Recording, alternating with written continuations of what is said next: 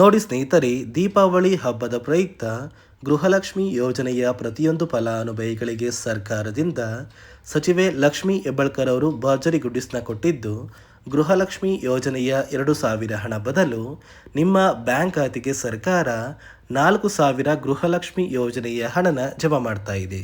ಹೌದು ವೀಕ್ಷಕರೇ, ಸರ್ಕಾರದಿಂದ ಪ್ರತಿಯೊಂದು ಫಲಾನುಭವಿಗಳಿಗೆ ಹೇಗೆ ಈ 4,000 ಹಣ ಜಮಾ ಆಗಲಿದೆ ಅಂತ ನಾನು ನಿಮಗೆ ತಿಳಿಸ್ಕೊಡ್ತಾ ಇದ್ದೀನಿ. ಅದೇ ರೀತಿ ಇಂದು ಗುರುವಾರ ಅಕ್ಟೋಬರ್ 16ರಂದು ಕರ್ನಾಟಕದ ಒಟ್ಟು 25 ಜಿಲ್ಲೆಗಳಿಗೆ ಸರ್ಕಾರ ಈ 4,000 ಹಣನ ಜಮಾ ಮಾಡ್ತಾ ಇದೆ.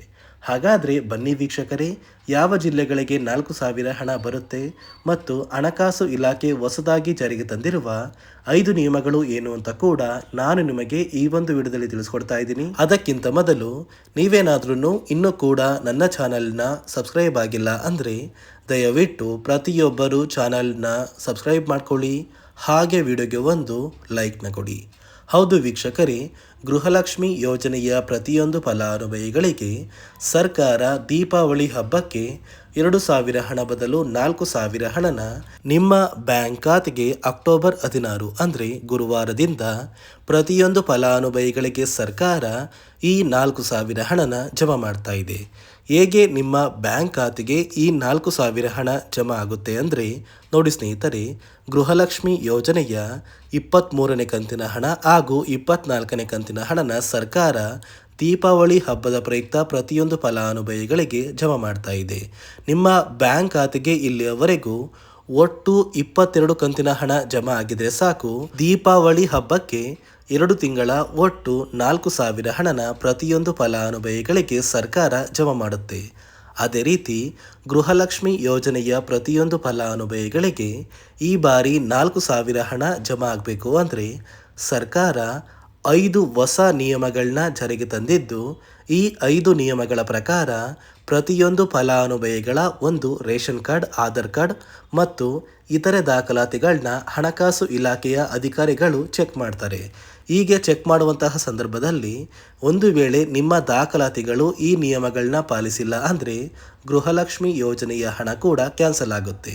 ಅದೇ ಒಂದು ಕಾರಣಕ್ಕೆ ಸುಮಾರು 4 ಲಕ್ಷಕ್ಕಿಂತ ಅಧಿಕ ಫಲಾನುಭವಿಗಳಿಗೆ ದೀಪಾವಳಿ ಹಬ್ಬದ ದಿನ ಗೃಹಲಕ್ಷ್ಮಿ ಯೋಜನೆಯ ಹಣನ ಕ್ಯಾನ್ಸಲ್ ಮಾಡಿದೆ. ಹಾಗಾದರೆ ಬನ್ನಿ ವೀಕ್ಷಕರೇ, ಸರ್ಕಾರ ಜಾರಿಗೆ ತಂದಿರುವಂತಹ ಈ 5 ನಿಯಮಗಳ ಕುರಿತು ಕೂಡ ನಾನು ನಿಮಗೆ ತಿಳಿಸ್ಕೊಡ್ತೀನಿ. ಅದಕ್ಕಿಂತ ಮೊದಲು ಇಂದು ಗುರುವಾರ ಅಕ್ಟೋಬರ್ 16ರಿಂದ ಕರ್ನಾಟಕದ ಯಾವ 25 ಜಿಲ್ಲೆಗಳಿಗೆ ಸರ್ಕಾರ ಗೃಹಲಕ್ಷ್ಮಿ ಯೋಜನೆಯ 4,000 ಹಣನ ಜಮಾ ಮಾಡ್ತಾ ಇದೆ ಅಂದರೆ ನೋಡಿ ಸ್ನೇಹಿತರೆ, ಮೊದಲಿಗೆ ಬೆಂಗಳೂರು ನಗರ, ಬೆಂಗಳೂರು ಗ್ರಾಮಾಂತರ, ರಾಮನಗರ, ಚಿಕ್ಕಬಳ್ಳಾಪುರ, ಚಿತ್ರದುರ್ಗ, ದಾವಣಗೆರೆ, ಕೋಲಾರ, ಶಿವಮೊಗ್ಗ, ತುಮಕೂರು, ಚಾಮರಾಜನಗರ, ಚಿಕ್ಕಮಗಳೂರು, ದಕ್ಷಿಣ ಕನ್ನಡ, ಹಾಸನ, ಮೈಸೂರು, ಉಡುಪಿ, ಬಾಗಲಕೋಟೆ, ಬೆಳಗಾವಿ, ವಿಜಯಪುರ, ಧಾರವಾಡ, ಉತ್ತರ ಕನ್ನಡ, ಬಳ್ಳಾರಿ, ಬೀದರ್, ಕಲಬುರಗಿ ಮತ್ತು ವಿಜಯನಗರ ಈ ಜಿಲ್ಲೆಗಳ ಪ್ರತಿಯೊಂದು ಫಲಾನುಭವಿಗಳಿಗೆ ಸರ್ಕಾರ ಗೃಹಲಕ್ಷ್ಮಿ ಯೋಜನೆಯ 2 ತಿಂಗಳ 4,000 ಹಣನ ದೀಪಾವಳಿ ಹಬ್ಬದ ಪ್ರಯುಕ್ತ ಅಕ್ಟೋಬರ್ 16 ಅಂದರೆ ಗುರುವಾರದಿಂದ ಪ್ರತಿಯೊಂದು ಫಲಾನುಭವಿಗಳಿಗೆ ಜಮಾ ಮಾಡ್ತಾ ಇದ್ದು, ಇಲ್ಲಿಯವರೆಗೂ ನಿಮ್ಮ ಬ್ಯಾಂಕ್ ಖಾತೆಗೆ ಒಟ್ಟು 22 ಕಂತಿನ ಹಣನ ಪಡ್ಕೊಂಡಿದ್ರೆ ಸಾಕು, ಆದಷ್ಟು ಬೇಗ ಪ್ರತಿಯೊಂದು ಫಲಾನುಭವಿಗಳು ನಿಮ್ಮ ಬ್ಯಾಂಕ್ ಖಾತೆಗೆ ಸೇರಬೇಕಾಗಿರುವ ಗೃಹಲಕ್ಷ್ಮಿ ಯೋಜನೆಯ 2 ತಿಂಗಳ 4,000 ಹಣನ ಪಡ್ಕೋತೀರಾ. ಒಂದು ವೇಳೆ ಇನ್ನೂ ಕೂಡ ಸಾಕಷ್ಟು ಗೃಹಲಕ್ಷ್ಮಿ ಯೋಜನೆಯ ಹಣ ಪೆಂಡಿಂಗ್ ಇದ್ದರೆ ಆದಷ್ಟು ಬೇಗ ನೀವು ನಿಮ್ಮ ಊರಿಗೆ ಸಂಬಂಧಪಟ್ಟ ಮಹಿಳಾ ಮತ್ತು ಮಕ್ಕಳ ಅಭಿವೃದ್ಧಿ ಇಲಾಖೆಗೆ ಭೇಟಿ ನೀಡಿ ಆ ಒಂದು ಇಲಾಖೆಯ ಅಧಿಕಾರಿಗಳ ಸಹಾಯದಿಂದ ಪೆಂಡಿಂಗ್ ಇರುವ ಹಣನ ಪಡ್ಕೊಳ್ಳಿ. ನಂತರ ನಿಮ್ಮ ಬ್ಯಾಂಕ್ ಖಾತೆಗೆ ಈ ಗೃಹಲಕ್ಷ್ಮಿ ಯೋಜನೆಯ 4,000 ಹಣನ ಸರ್ಕಾರ ಆದಷ್ಟು ಬೇಗ ಜಮಾ ಮಾಡುತ್ತೆ. ನೋಡಿ ಸ್ನೇಹಿತರೆ, ಈ ಬಾರಿ ಸುಮಾರು 1 ಲಕ್ಷಕ್ಕಿಂತ ಅಧಿಕ ಫಲಾನುಭವಿಗಳ ಬ್ಯಾಂಕ್ ಖಾತೆಗೆ ಸರ್ಕಾರ ಗೃಹಲಕ್ಷ್ಮಿ ಯೋಜನೆಯ ಹಣನ ಜಮಾ ಮಾಡ್ತಾ ಇಲ್ಲ. ಕಾರಣ ಏನು ಅಂದರೆ, ನಿಮ್ಮ ಬ್ಯಾಂಕ್ ಖಾತೆಗೆ ಡೆಬಿಟ್ ಮೂಲಕ ಹಣ ಜಮಾ ಮಾಡುವಂತಹ ಸಂದರ್ಭದಲ್ಲಿ ಸರ್ಕಾರ ಸಾಕಷ್ಟು ಫಲಾನುಭವಿಗಳ ಒಂದು ಬ್ಯಾಂಕ್ ಖಾತೆಗೆ ಹಣ ಜಮಾ ಮಾಡೋದನ್ನು ಕ್ಯಾನ್ಸಲ್ ಮಾಡಿದೆ. ಯಾಕಂದರೆ ಇತ್ತೀಚೆಗೆ ಹಣಕಾಸು ಇಲಾಖೆ ಜಾರಿಗೆ ತಂದಿರುವ 5 ನಿಯಮಗಳ ಆಧಾರದ ಮೇಲೆ ಪ್ರತಿಯೊಂದು ಫಲಾನುಭವಿಗಳಿಗೆ ಸರ್ಕಾರ ಈ ಒಂದು ಹಣನ ಜಮಾ ಮಾಡ್ತಾ ಇದ್ದು, ಯಾರೆಲ್ಲ ಫಲಾನುಭವಿಗಳು ಈ ನಿಯಮಗಳನ್ನ ಪಾಲಿಸಿಲ್ಲ ನಿಮ್ಮ ಬ್ಯಾಂಕ್ ಖಾತೆಗೂ ಕೂಡ ಹಣ ಜಮಾ ಆಗೋದಿಲ್ಲ. ಹಾಗಾದರೆ ಬನ್ನಿ ಸ್ನೇಹಿತರೆ, ಸರ್ಕಾರ ಜಾರಿಗೆ ತಂದಿರುವ ಆ 5 ಹೊಸ ನಿಯಮಗಳು ಏನು ಅಂತ ನಾನು ನಿಮಗೆ ತಿಳಿಸ್ಕೊಡ್ತಾ ಇದ್ದೀನಿ. ನೋಡಿ ಸ್ನೇಹಿತರೆ, ಮೊದಲನೆಯ ಒಂದು ನಿಯಮ ಬಂದು ಸಾಕಷ್ಟು ಫಲಾನುಭವಿಗಳು ಹೊಂದಿರುವಂತಹ ಒಂದು ರೇಷನ್ ಕಾರ್ಡ್ ಏನಿದೆ, ಆ ಒಂದು ರೇಷನ್ ಕಾರ್ಡ್ನ ಮನೆಯ ಸದಸ್ಯರ ಪ್ರತಿಯೊಬ್ಬರ ಒಂದು ಆಧಾರ್ ಕಾರ್ಡ್ನ ನಿಮ್ಮ ರೇಷನ್ ಕಾರ್ಡ್ಗೆ ಕಡ್ಡಾಯವಾಗಿ ಲಿಂಕ್ ಮಾಡಿಸ್ಬೇಕು. ಅಂದರೆ ಈ ಒಂದು ಲಿಂಕ್ ಮಾಡಿಸುವಂತಹ ಒಂದು ಪ್ರೊಸೀಜರ್ಗೆ ಸರ್ಕಾರ KYC ಅಂತ ಕರೀತಾರೆ. ನಿಮ್ಮ ರೇಷನ್ ಕಾರ್ಡ್ಗೆ ಇನ್ನೂ ಸಹ KYC ಆಗಿಲ್ಲ ಅಂದರೆ ನಿಮ್ಮ ಬ್ಯಾಂಕ್ ಖಾತೆಗೆ ಸರ್ಕಾರ ಮುಂದಿನ ದಿನಗಳಲ್ಲಿ ಗೃಹಲಕ್ಷ್ಮಿ ಯೋಜನೆಯ ಹಣನ ಕ್ಯಾನ್ಸಲ್ ಮಾಡುತ್ತೆ.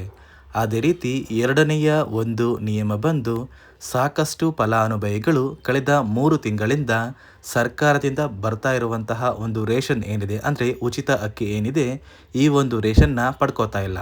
ಒಂದು ವೇಳೆ ಕಳೆದ 3 ತಿಂಗಳಿಂದ ನೀವು ರೇಷನ್ನ ಪಡ್ಕೊಂಡಿಲ್ಲ ಅಂದರೆ ಸರ್ಕಾರ ನಿಮ್ಮ ಬಳಿ ಇರುವಂತಹ ಒಂದು ರೇಷನ್ ಕಾರ್ಡ್ನ ಕ್ಯಾನ್ಸಲ್ ಮಾಡುತ್ತೆ.